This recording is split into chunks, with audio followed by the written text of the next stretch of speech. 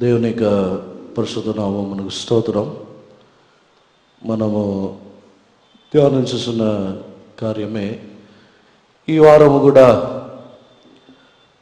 దేవుని దూతలని గురించి మనము ధ్యానించుతున్నాము. దానిలో ఇప్పుడు ప్రస్తుతము దేవుని యొక్క సన్నిధానములో దేవుని యొక్క చిత్తముని నెరవేర్చచ్చు సేవ చేయించు ఉన్న దూతలని గురించి ధ్యానించుచున్నాము. వారిలో మనం పోయిన వారంలో గాబ్రియేల్ దూతని గురించును మిఖాయేల్ దూతని గురించి మనము ధ్యానించి ఉన్నాము. దేవునికి పరిశుద్ధ నామమునకు స్తోత్రం. చివరిగా మనము ధ్యానించినప్పుడు మిఖాయేల్ దూతని గురించి మనము ధ్యానించి ఉన్నాము. ఈ మిఖాయేల్ దూత ప్రధానమైన దూత అని మనము చదివి ఉన్నాము. ఈ యొక్క మిఖాయేల్ దూత ఇక్కడ దేవుని యొక్క ఆజ్ఞలని బట్టి దేవుని యొక్క యుద్ధములని చేయువాడై తాను తన యొక్క సేవని చేయుచున్నాడు. దేవుని యొక్క పరిశుద్ధ నామమునకు స్తోత్రం. దేవుడు మిఖాయేల్ దూత ద్వారానే ఈ యుద్ధములన్నిటినీ ఆయన జరిగించుచున్నవారుగా ఉన్నారు. దేవునికి పరిశుద్ధ నామమునకు స్తోత్రం. ఈ యొక్క మిఖాయేల్ దూతని గురించి ఎందుకు ధ్యానించుచున్నామంటే, సంఘమునకు విరోధముగా పోరాడుచున్న సాతానుడు లేకపోయినట్లయితే ఎర్రని ఘట సర్పముతో పోరాడి యుద్ధము చేసి జయించుచున్నది ఈ మిఖాయేల్ దూతే. ప్రకటన గ్రంథంలో మనం చదువుతున్నప్పుడు ఈ మిఖాయేల్ దూత ఈ ఎర్రని ఘట సర్పమునకు విరోధముగా లేచి ఆకాశమునందు వానిని జయించి ఉన్నాడని మనం ప్రకటన గ్రంథము 12వ అధ్యాయంలో మనం చదువుతున్నప్పుడు 7వ వాక్యం నుండి చదవండి.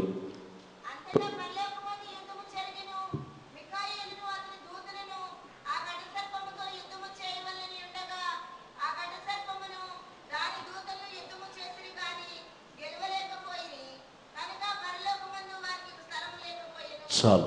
దేవుని యొక్క పరిశుద్ధ నామమునకు స్తోత్రం. ఈ మిఖాయేల్ దూతని గురించి ధ్యానించినప్పుడు ఇతడు దేవుని యొక్క యుద్ధములు అన్నిటినీ చేయుచున్నవాడు. విశేషముగా ఈ దూత యొక్క శ్రేష్టత సంఘమునకు విరోధముగా పోరాడుచున్న సాతానుడితో ఈ మిఖాయేల్ దూత తన యొక్క దూతలు పోరాడుచున్నారు. పరలోకమునందు ఇక స్థలము లేకుండా పోయున్నది అని ఈ మిఖాయేల్ దూత పోరాడినప్పుడు ఈ కార్యము సంభవించుచున్నది. దేవుని యొక్క పరిశుద్ధ నామమునకు స్తోత్రం. ఆకాశమునందు ఈ యుద్ధము జరుగుచున్నది. ఆకాశమునందు ఒక పెద్ద యుద్ధము జరిగి ఉన్నది. ఆ యుద్ధము ఈ మిఖాయేల్ దూత ద్వారా జరిపించబడి ఉన్న యుద్ధం. ఈ మిఖాయేల్ దూతని గురించి మనము తెలుసుకున్నప్పుడే మన యొక్క జీవితములకు విరోధముగా పోరాడుచున్న సాతానుడి యొక్క క్రియలు, మన యొక్క జీవితములకు విరోధముగా పోరాడుచున్న ఆకాశ మండలములో ఉన్న దురాత్మ సమూహములు, ఈ ఘట సర్పము అనబడుచున్న అపవాది, వీటన్నిటినీ మిఖాయేల్ దూత జయించుచున్నవాడుగా ఉన్నాడు. దేవుని యొక్క పరిశుద్ధ నామమునకు స్తోత్రం. ఈ మిఖాయేల్ దూత సంఘములో ఒక విశేషమైన అనుభవం గలవాడు.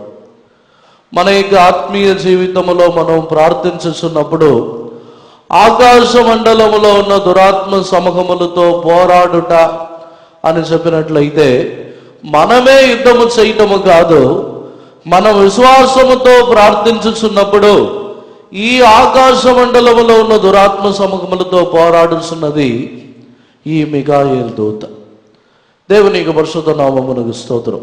అందుకే రక్షణ పొందగోరు వారికి పరిచారకులుగా పంపబడిన ఆత్మలు ఈ దూతలని గురించి రాయబడి ఉన్నది. దానిని బట్టి చూసినట్లయితే మనము ప్రార్థించి మన యొక్క పోరాటములలో మనకు విరోధముగా సాతానుడు పోరాడి మనకు విరోధముగా పలు విధములైన పోరాటములని సాతానుడు తీసుకుని వచ్చినప్పుడు మనం విశ్వాసముతో ప్రార్థించినప్పుడు ఈ దూత మన కొరకు పంపబడుచున్నాడు. దేవునికి పరిశుద్ధ నామమునకు స్తోత్రం. ఈ దూత ఎప్పుడు పంపబడుచున్నాడంటే దేవుని యొద్ద పోరాడి దేవుని యొద్ద వేడుకొనినప్పుడు మాత్రమే ఈ దూత పంపబడుచున్నాడు. దేవునికి పరిశుద్ధ నామమునకు స్తోత్రం.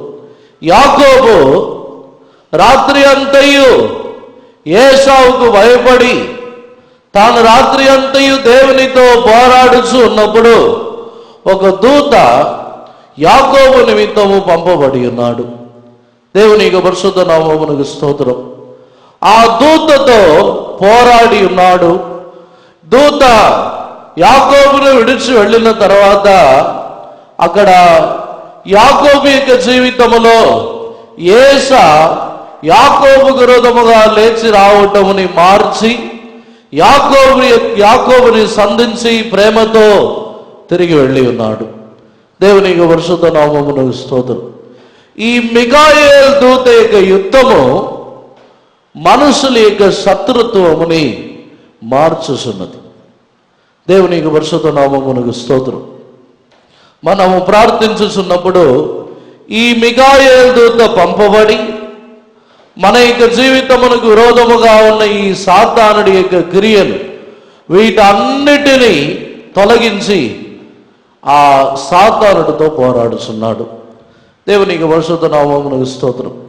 ఇదే మిఖాయేలు దూతని గురించి పాత నిబంధన కాలంలో చదివినట్లయితే అనేక సందర్భములలో దేవుడు తన యొక్క దూతని పంపించి యుద్ధములని ఆయన జరిగించి ఉన్నారు.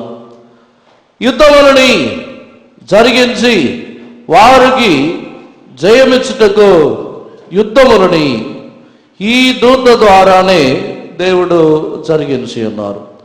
దేవునికి పరిశుద్ధ నామమునకు స్తోత్రం. ముందు పాత నిబంధన కాలంలో చూసినట్లయితే అక్కడ దూతల ద్వారా ఒకే రాత్రి 1,85,000 మంది మనుషులని నశింపజేసి ఉన్నారు. ఒకే రాత్రి ఒక సంహార దూత ఐగుప్తులో బయలుదేరి వచ్చి ఐగుప్తులో ఉన్న శ్రేష్ఠ కుమారులు వారందరినీ మొదటి కుమారులు అందరినీ ప్రతి జీవులు అన్నిటిలో ప్రథమ ఫలముని నశింపజేసి ఉన్నాడు.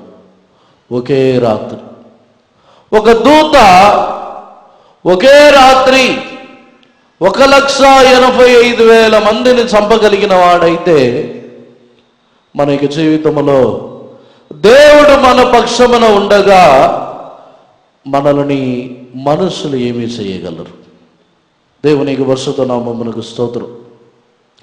ఈ మిఖాయేలు దూతని గురించిన సరైన ప్రకటన గలవారు మనుషుల యొక్క సహాయము మనుషుల యొక్క అండ బలహములు వీటిని చూడరు. దేవునికి పరిశుద్ధ నామమునకు స్తోత్రం. ఈ దూతని గురించిన సరైన ఒక దర్శనం గలవారు నా పక్షమున కూడా మనుషులు ఉన్నారు, లేకపోతే తన పక్షమున మాట్లాడుటకు మనుషులని సమకూర్చుకొనటమో తమ యొక్క బలహములని పెంచుకొనటమో ఈ దూతని గురించిన ప్రకటన గల వారికి ఉండదు. దేవునికి పరిశుద్ధ నామమునకు స్తోత్రం. కారణం ఏమిటంటే ఈ ఒకే ఒక దూత తానే మన నిమిత్తము యుద్ధము చేయువాడై మనకు విరోధమైన యుద్ధములన్నిటినీ తానే చేయువాడై ఉన్నాడు. దేవునికి పరిశుద్ధ నామమునకు స్తోత్రం.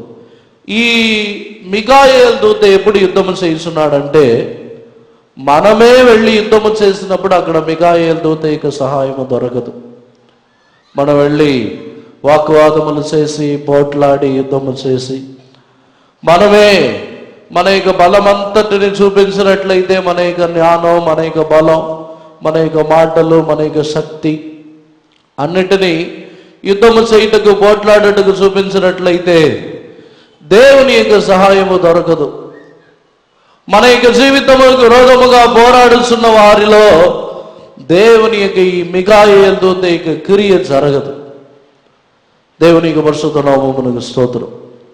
రెండవదిగా ఈ మిఖాయేలు దూత యొక్క కార్యమును చూసినట్లయితే తాను మనుషుల యొక్క మరణించిన శరీరములని కూడా తానే కాపాడుతున్నవాడు.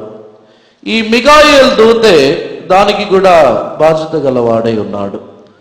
చదవండి యూదా 9వ వాక్యము, యూదా పత్రిక 9వ వాక్యం.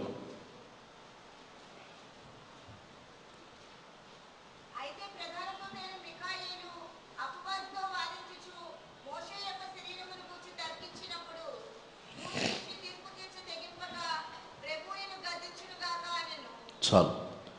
ఇక్కడ ప్రధాన దూత అయిన మిఖాయేలు మోషే యొక్క శరీరముని గురించి వాదించుచు, దేవుని యొక్క పరిశుద్ధ నామమునకు స్తోత్రం.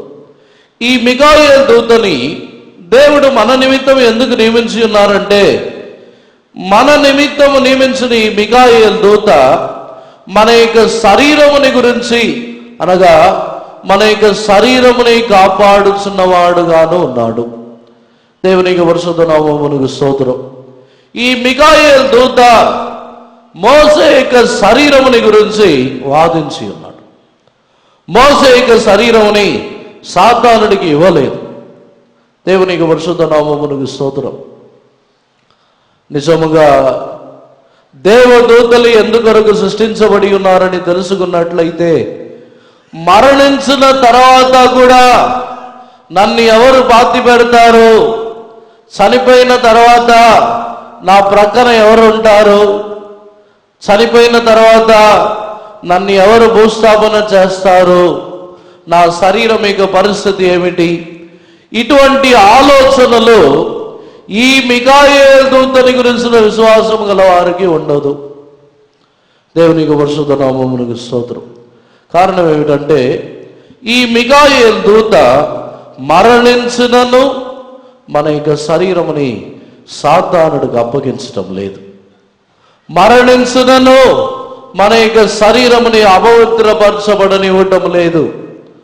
అందువలన ఎవరిని కూడా ఇప్పుడు నుండి కొన్ని సందర్భములలో వ్యాధి బలహీనతలు వచ్చిన తర్వాత ఎవరు భూస్థాపన చేస్తారు, ఎలా చేస్తారు, ఎంతమంది వస్తారు, ఎవరెవరు సాక్ష్యం చెప్తారు, ఎలా చెప్తారు, ఇలా ఎన్నో రకములుగా ఇప్పుడే ఆలోచిస్తున్న వారు ఉన్నారు. దేనిని గురించి ఆలోచించవద్దు. మన యొక్క శరీరముని గురించి కూడా మిఖాయేలు దూత బాధ్యత గలవాడు. ఏ మనుషులే లేకపోయినను అక్కడ భూస్థాపన జరుగుతుంది. దేవునికి పరిశుద్ధ నామమునకు స్తోత్రం. మోషే చనిపోయినప్పుడు మోషేని భూస్థాపన చేయడానికి ఎవరు లేరు, దేవుడే మోషేని భూస్థాపన చేసి ఉన్నారు. చదవండి ద్వితీయోపదేశకాండంలో చదివినప్పుడు, మోషే మరణించిన తర్వాత దేవుడే అతనిని పాతి పెట్టినట్లు మనము చదువుతున్నాము. ద్వితీయోపదేశకాండం 34వ అధ్యాయము 6వ వాక్యంని చదవండి.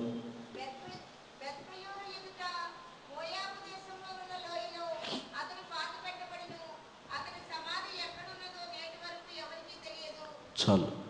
ఎవరు పాతి పెట్టారు? ఇంగ్లీష్లో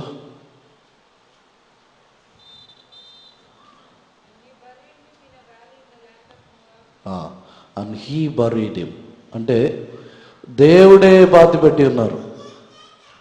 ఇంతవరకు మోషే యొక్క సమాధి ఎక్కడ ఉన్నదో ఎవరికి తెలియదు, ఏ మనుషులకు తెలియదు. దేవునికి పరిశుద్ధ నామమునకు స్తోత్రం. ఆ సందర్భంలో కూడా ఈ మిఖాయేలు దూత ఈ శరీరముని గురించే వాదించి ఉన్నాడు. దేవునికి పరిశుద్ధ నామమునకు స్తోత్రం. మనుషులు ఎక్కడెక్కడో చనిపోయి పాతి పెట్టడానికి మనుషులు లేక అనాథలుగా విడువబడి ఎన్నో రకములుగా చేయుచున్నారు. కానీ మనకున్న నిరీక్షణ, దేవుడు మన యొక్క శరీరముని సాతానుడికి అప్పగించరు. ఈ మికాయేల్ దూతని అందుకొరకే నియమించి ఉన్నారు.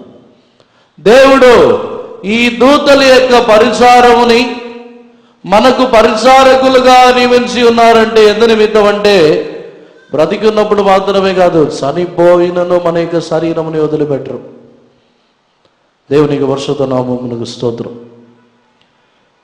దానిని బట్టి చూస్తే బ్రతికున్నప్పుడు కూడా మన యొక్క శరీరం ఎవరి చేతులు ఇవ్వబడకూడదు. చనిపోయినప్పుడు దేవుడు దూత వేరే సాతానుడి యొక్క చేతులు ఇవ్వకూడదంటే, బ్రతికున్నప్పుడు కూడా మన యొక్క శరీరం ఎవరికి అప్పగింపబడకూడదు. దేవునికి పరిశుద్ధ నామమునకు స్తోత్రం. బ్రతికి ఉన్నప్పుడే మన యొక్క జీవితంలో మనకు పరిచారము చేయుటకు మనుషులు, మన యొక్క శరీరమునకు పరిచారము చేయుటకు మనుషులని మనం ఎంచుకున్నట్లయితే ఆ దేవుని దూత యొక్క పరిచారము నిలిపివేయబడుతుంది. దేవునికి పరిశుద్ధ నామమునకు స్తోత్రం. మికాయేల్ దూత శరీరముని గురించిన ఒక పరిచారకుడు. ఈ దూత ద్వారా మనము పొందుచున్న ఒక పరిచారముని మనుషుల యొక్క పరిచారములని పొందుటకు ప్రారంభించుచున్న ఆ దినము నుండియే ఈ దూత యొక్క పరిచారము నిలిపివేయబడును. దేవునికి పరిశుద్ధ నామమునకు స్తోత్రం. దానికి తర్వాత దేవుని దూత పరిచారం చేయడు. ఎందుకంటే మనకు పరిచారం చేయడానికి చాలామంది పరిచారకులు ఉన్నారుగా. దేవునికి పరిశుద్ధ నామమునకు స్తోత్రం. ఈరోజు దేవుని సన్నిధానములో ఈ దూతలు ఎందు నిమిత్తము నియమించబడి ఉన్నారంటే పరిచారకులుగా నియమించబడి ఉన్నారు. శరీరములో బలహీనత అయినను మరణమే సమీపించి వచ్చినను ఏ మనుషులు నాకు సమీపముగా లేరని భయపడవద్దు. మన కొరకు నియమించబడిన దూతలు ఉన్నారు. ఎవరిని కూడా దానిని గురించి భయపడి శరీరములో బలహీనతలు, శరీరములో వేదన అని చెప్పి మనుషుల్ని మన ప్రక్కన ఉంచినట్లయితే దేవుని దూతల యొక్క పరిచారములో వాటిని అనుభవించలేము. దేవదూతల యొక్క పరిచారముని అనుభవించిన వారు ఉన్నారా? దేవదూతలు పరిచారం చేస్తారు మనకి బలహీనత సమయంలో. ఉన్నారా ఎవరైనా? చేతులు వేగదని చూద్దాం. దేవదూతల యొక్క పరిచారముని అనుభవించిన వారు, మీ వ్యాధి సమయంలో, బలహీన సమయంలో మనుషులు ఎవరు పక్కన అవసరం లేదు, కానీ దేవదూతలే పక్క నుండి పరిచారం చేస్తారు. ఎవరిని అనుభవించారా? నేను అనుభవించాను. నిజముగా మనము ఈ మికాయేల్ దూతని బట్టి మనము ధ్యానించి చూసినట్లయితే, దేవుని మాత్రమే నమ్మి కనిపెట్టుచున్నప్పుడు నిశ్చయముగా ఈ దేవుని దూతలిక పరిచారముని అనుభవించవచ్చు. ఏ మనుషులు అవసరం లేదు, ఏ మనుషులు పరిచారం చేయక్కర్లేదు. దేవునికి పరిశుద్ధ నామమునకు స్తోత్రం. ఈరోజు దేవుని సన్నిధానములో మనలో ఈ దేవదూతలని గురించిన జ్ఞానము మనలో నిశ్చయముగా కలిగి ఉండాలి. ఒకటి, మికాయేల్ దూత మన పక్షమున ఉండి యుద్ధము చేయుచున్నవాడు. రెండవదిగా, మన యొక్క జీవితంలో మన యొక్క శరీరముని గురించి కూడా బాధ్యత కలిగిన వాడై, శరీరముని గురించి కూడా పరిచారకుడై ఉన్నాడు. దేవునికి పరిశుద్ధ నామమునకు స్తోత్రం. ఈ మికాయేల్ దూత మనకు వచ్చుచున్న జవాబుని ఆటంకపరిచినట్లయితే ఆ ప్రార్థన యొక్క జవాబు యొక్క ఆటంకములని తొలగించుచున్నవాడుని మికాయేల్ దూత. దేవునికి పరిశుద్ధ నామమునకు స్తోత్రం. మనం అనేక సందర్భముల్లో ప్రార్థించి దేవుణ్ణి వేడుకుంటాము. దేవుడు కూడా తన యొక్క జవాబుని పంపించి ఉంటారు. కానీ మార్గములో మధ్యలో అనేక దురాత్మ సమూహములు వాటిని ఆటంకపరిచినప్పుడు ఆ సందర్భములో కూడా మనకు సహాయము చేస్తున్నది మికాయేలు దూత. దేవునికి పరిశుద్ధ నామమునకు స్తోత్రం. మనం ప్రార్థించుచున్నప్పుడంతయు దేవుడు మనం అడుగుచున్న అన్నిటినీ దేవుడు మనకు అనుగ్రహించటకు కారణమే, ఆటంకములే లేకుండా అన్నీ అనుగ్రహించబడుటకు కారణం ఈ మికాయేలు దూత. ఆటంకములన్నిటినీ తొలగించువాడు. దేవునికి పరిశుద్ధ నామమునకు స్తోత్రం. ఈరోజు మనలో ఈ మికాయేలు దూత యొక్క క్రియ మన యొక్క జీవితంలో నిశ్చయముగా జరగలను.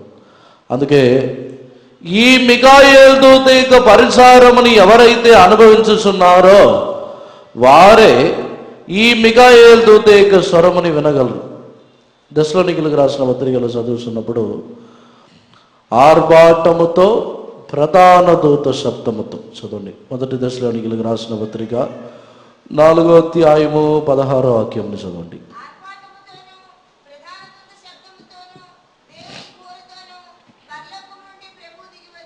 చాలు.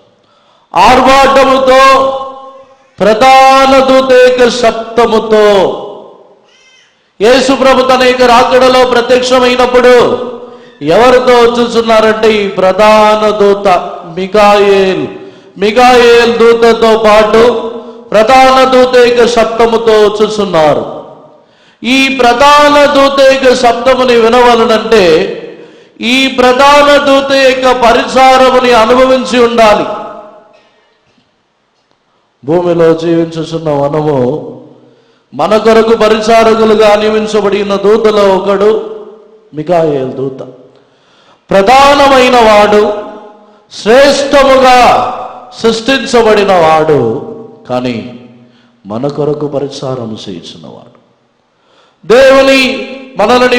దేవుడు మనల్ని ప్రేమించటము ద్వారా శ్రేష్టముగా, పూర్ణముగా, బలముగా సృష్టించబడి ఉన్న దేవదూతలని కూడా మనకు పరిచారకులుగా దేవుడు మార్చి ఉన్నారు.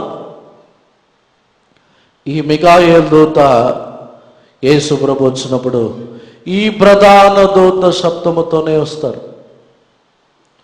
దీనిని బట్టి చూసినట్లయితే యేసు ప్రభు మధ్యాకాశములో ఈ ప్రధాన దూత యొక్క శబ్దముతో వచ్చినప్పుడు ఈ మికాయేలు దూత యొక్క అనుభవమే లేని వారు ఎలా మికాయేలు దూత యొక్క శబ్దముని వినగలరు?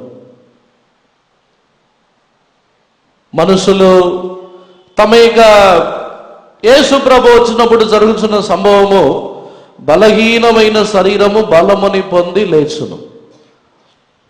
పరిశుద్ధాత్మిక అభిషేకము ద్వారా ఆ కార్యము జరుగుతున్నది. భూమిలో జీవించుచున్నప్పుడు మన యొక్క బలహీనత యందు మనుషులు మనల్ని బలపరచవలనని, మనం బలం పొందవలనని మనుషుల యొక్క సహాయముని వెతికి కోరుకున్నట్లయితే మన యొక్క బలహీనమైన శరీరము ఆ రోజు లేపబడటం కష్టం. ఎందుకంటే బలహీనమైన శరీరం అప్పుడు కూడా మనుషుల యొక్క సహాయముని వెతుకుతుంది. దేవునికి పరిశుద్ధ నామమునకు స్తోత్రం.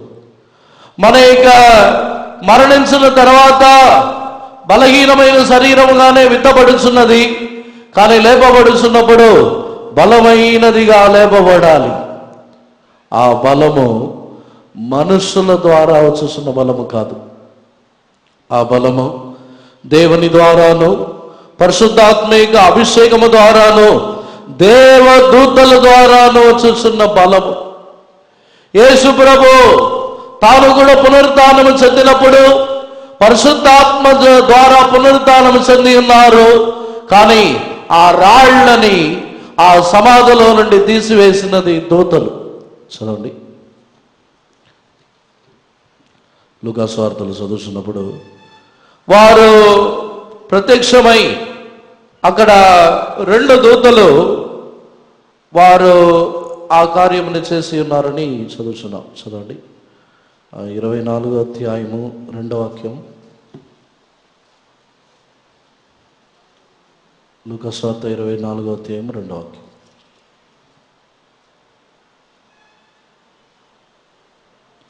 చదవండి.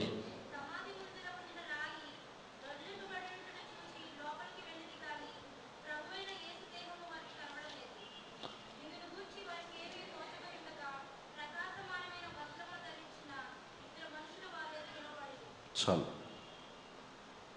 ప్రకాశమైన వస్త్రము ధరించిన ఇద్దరు మనుషులు వారి మధ్యలో నిలబడి ఉన్నారు. యోహాను సువార్త 20వ అధ్యాయము 1వ వాక్యము.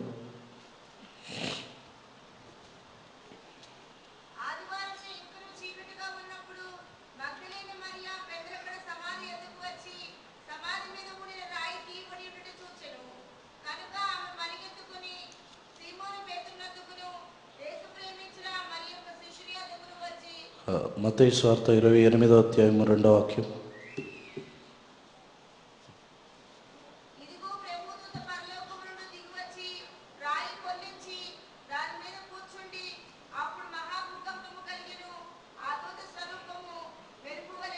చాలు. ఆ రాయిని పొర్లించి దాని మీద కూర్చొని ఉండేను. దేవుని యొక్క పరిశుద్ధ నామమునకు స్తోత్రం. ఇక్కడ కూడా పునరుద్ధానము జరిగినప్పుడు కూడా ఈ దూతల యొక్క సహాయం అక్కడ అవసరమై ఉన్నది. దేవుని యొక్క పరిశుద్ధ నామమునకు స్తోత్రం. పరిశుద్ధాత్మ యొక్క శక్తితో లేపబడుచున్నాము సమాధులు తెరవబడుట దూతల ద్వారా. దేవుని యొక్క పరిశుద్ధ నామమునకు స్తోత్రం. అందుకే యేసు ప్రభు కూడా తాను వచ్చుచున్నప్పుడు ఆర్భాటముతో, ప్రధాన దూత శబ్దముతో, వేవేల దూతలతోనే తాను వచ్చుచున్నారు. దేవుని యొక్క పరిశుద్ధ నామమునకు స్తోత్రం.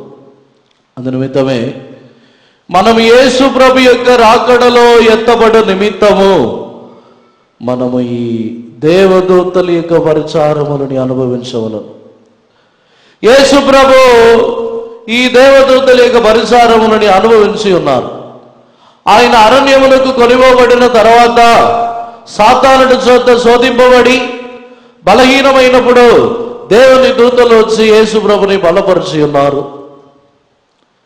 ఇలా దేవుని దూతల యొక్క పరిచారముని యేసు ప్రభు తానే అనుభవించి ఉన్నారు. దేవుని యొక్క పరిశుద్ధ నామమునకు స్తోత్రం. మన యొక్క జీవితంలోనూ బలహీన సమయములలో మనము దేవుని దూత యొక్క పరిచారముని అనుభవించినప్పుడే ఈ యేసు ప్రభు యొక్క రాకడలోను ఆ ప్రధాన దూత యొక్క శబ్దముని వినగలం. బలహీన సమయంలో మనము దేవుని దూత యొక్క సహాయం పొందకుండా మనుషులని వెతుకుతూ ఉంటే మన యొక్క జీవితంలో ఈ అనుభవం దొరకదు. దేవుని యొక్క పరిశుద్ధ నామమునకు స్తోత్రం.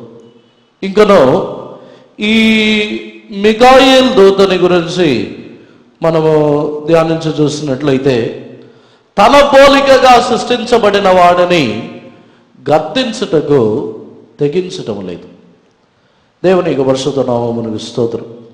ఈ మిఖాయేలు దూతలో ఉన్న ఒక శ్రేష్టత, తనలో ఉన్న స్వభావం, మిఖాయేలు దూత పాపము చెయ్యని వాడు, తనలో ఏ దోషములు పాపములను లేదు. కానీ తన పోలికగానే సృష్టించబడి ఉన్నాడు సాతానుడు. పడిపోయిన తర్వాత ఆ సాతానుని గద్దించుటకు, దూషించుటకు తెగించలేదు. దేవుని దూతలు తన పోలికగా సృష్టించబడి ఉన్నవారు, వారు పడిపోయిన వారైనా పాపము చేసిన వారైనా వారిని దూషించటలేదు. కానీ మనమైతే మన పోలికగా సృష్టించబడిన వారిని ఎంత కొలది దూషించగలమో అంత కొలది దూషిస్తాం. దానికి ఒక ముగింపే ఉండదు. అప్పుడు కూడా మనసు చల్లారదు. కొన్ని సందర్భముల్లో మనుషులని దూషించే విషయానికి వచ్చినప్పుడు దూషించి దూషించి దూషించి నీరసం వచ్చినా తృప్తి ఉండదు. ఇంకా సమయం దొరికితే, ఇంకా బలం వస్తే ఇంకా ఎక్కువ దూషించాలని ప్రయాసపడతారు. దేవునికి పరిశుద్ధ నామమునకు స్తోత్రం. మన పోలికగా సృష్టించబడి ఉన్న మనుషులని ఏ కారణము చేతనైనను దూషించి, ఏ కారణము చేతనైనను దూషణమైన మాటలతో దూషించుచూ ఉన్నట్లయితే మనల్ని దేవదూతలు ఎలా ఒప్పుకుంటారు?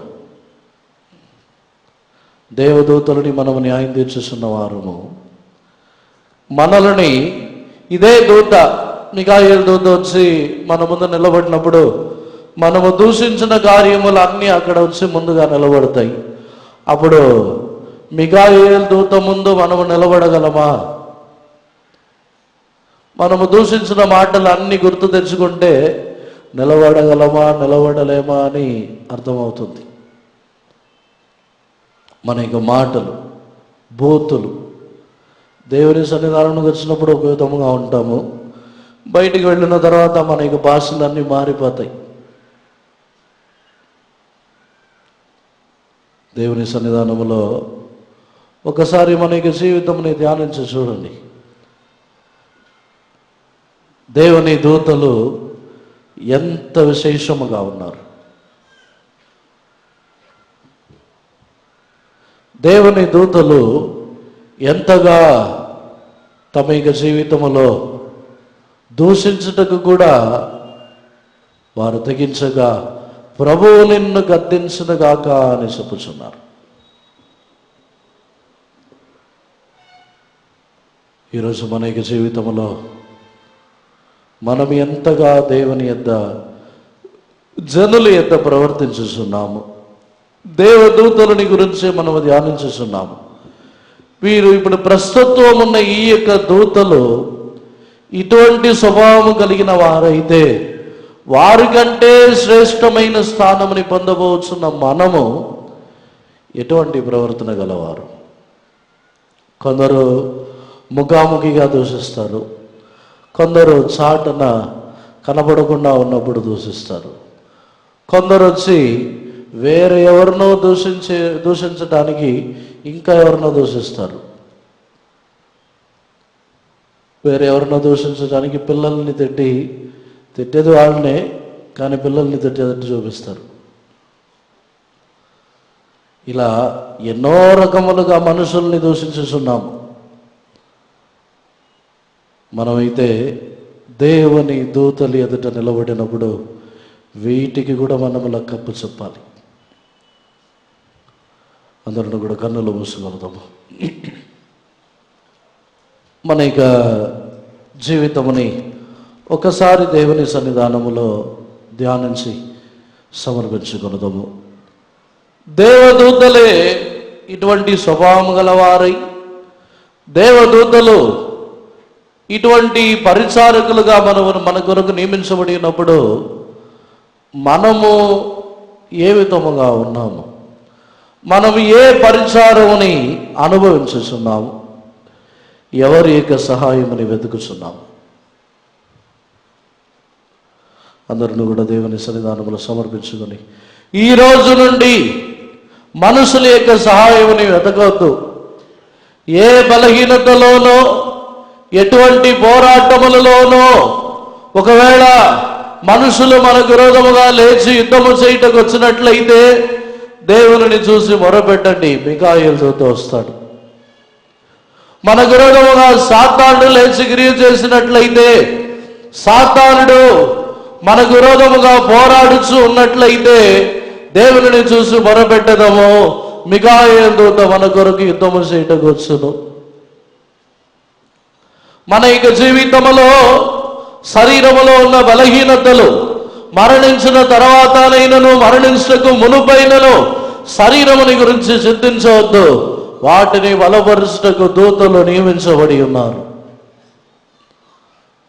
మనకు పరిచారము చేయుటకు దేవుని దూతలు నియమించబడి ఉన్నారు.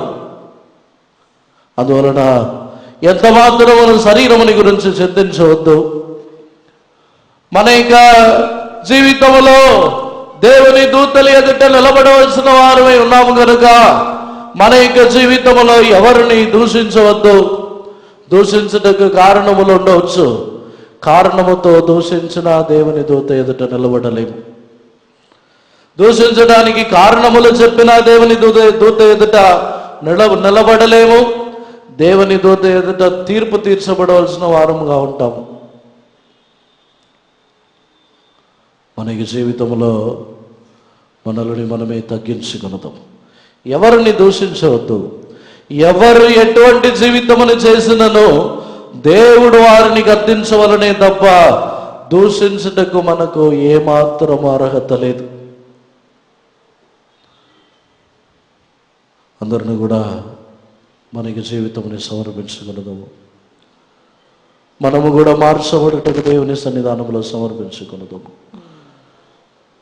హల్లెలూయా.